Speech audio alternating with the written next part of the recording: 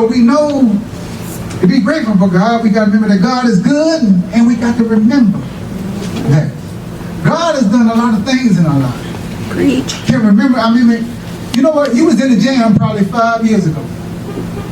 You probably was in the jam 8 years ago. You're old enough, you've been in the jam 20 years ago. How many jams you have been in? But did you think you could get out of it? I've been in since 5, like, I don't know how I'm going to get out of this one. And I get out every time. God gets us out every time.